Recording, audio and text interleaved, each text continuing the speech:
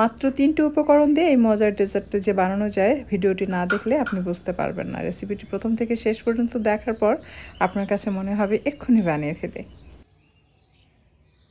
এই ডেজার্টটি বানানোর জন্য আমি টক দই নিয়েছি 500 গ্রাম। টক দইয়ের পানি আলাদা করে নিতে হবে। ঝাঁঝরির উপরে সম্পূর্ণ টক দই এভাবেই রেখে দিতে হবে, পানি আস্তে আস্তে নিংড়ে যাবে।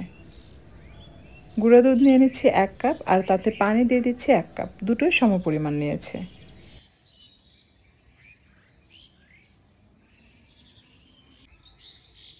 গুঁড়া দুধ পানির সাথে খুব ভালোভাবে মিক্স করা হয়ে গেলে মিষ্টির জন্য চিনি দিয়ে দিতে হবে 1/2 কাপ। 500 গ্রাম টক দইয়ের জন্য আপনার 1/2 কাপ চিনি লাগবে।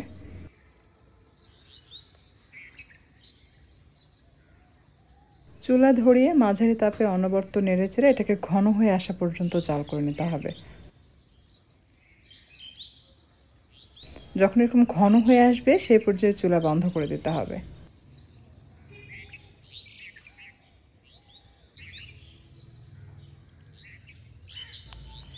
ঠান্ডা হয়ে যাওয়ার পর দেখবেন কনডেন্স মিল্ক যেরকম ঘন, এটাও ঠিক সেরকম হবে। আপনার কাছে যদি দুধ চিনি জাল করাটা ঝামেলার মনে হয়, সেক্ষেত্রে আপনি চাইলে কনডেন্স মিল্ক এখানে ব্যবহার করতে পারবেন। এখন অ্যাড করে দিব টক দই, সাথে ফ্লেভারের জন্য দিয়ে দিচ্ছি সাদা এলাচের গুঁড়া এবং স্বাদমতো লবণ। 2 চিমটি পরিমাণ লবণ দিয়ে হ্যান্ড হুইস্ক দিয়ে এটাকে খুব সুন্দরভাবে মিশিয়ে নিতে হবে। টক দই যেন দলা পেকে না থাকে, একদম ক্রিম যেরকম মসৃণ হয় ঠিক সেরকম যেন হয়। যে পাত্রে এটি ঢালবেন নিচে অবশ্যই একটা কাগজ দিয়ে তার উপরে একটু তেল বা ঘি লাগিয়ে নেবেন। এতে করে এটা ভাপ দেওয়ার পর খুব সহজেই মোল্ড আউট করতে পারবেন। তা না হলে অনেক সময় লেগে যায়, মোল্ড আউট করতে গেলে ভেঙে যায়। ভাপ দেওয়ার জন্য পরিমাণ মতো পানি নিয়ে তার উপর 2টো টিস্যু দিয়েছি। এরপরে বাটিটি বসিয়ে দিয়ে ঢাকনা দিয়ে ঢেকে, তার উপরে আরেকটা ঢাকনা দিয়ে ঢেকে এটাকে মাঝারি তাপে আমি জাল করেছি ঘড়ি ধরে 35 মিনিট। 35 মিনিট পর দেখবেন যে আপনার এটা সেট হয়ে যাবে, অর্থাৎ ভাপা দই রেডি। উপরে যে পানি পড়েছে এভাবে চামচের সাহায্যে হালকা হাতে পানিগুলো উঠিয়ে ফেলতে হবে।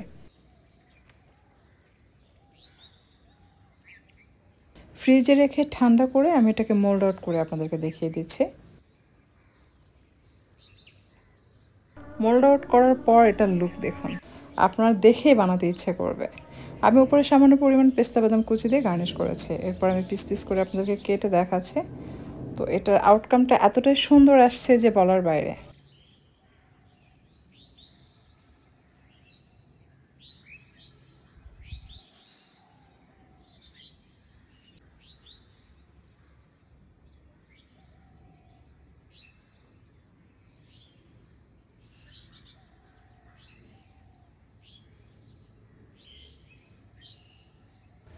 চেষ্টা করেছি আজকের এই রেসিপি আপনাদের সামনে সহজভাবে তুলে ধরতে। যারা ভিডিওটি প্রথম থেকে শেষ পর্যন্ত দেখেছেন, আশা করছি আপনাদের কাছে রেসিপিটি সহজ মনে হয়েছে এবং ভিডিওটি দেখার পর সাথে সাথে মনে হওয়ার কথা যে আমি আজকে এটা অবশ্যই ট্রাই করব, না হলে 2-1 দিন পর করব। আর বাসায় যদি আপনারা ট্রাই করেন আমাকে কমেন্টে কিন্তু অবশ্যই লিখে জানাবেন। আপনাদের কমেন্টের অপেক্ষায় থাকবো। আপনাদের কমেন্ট পড়তে আমার কিন্তু খুব ভালো লাগে। সো আজকে আর কথা বাড়াচ্ছি না, আপনাদের সকলের সুস্বাস্থ্য কামনা করে বিদায় নিচ্ছি। ভালো থাকবেন সবাই। আসসালামু আলাইকুম।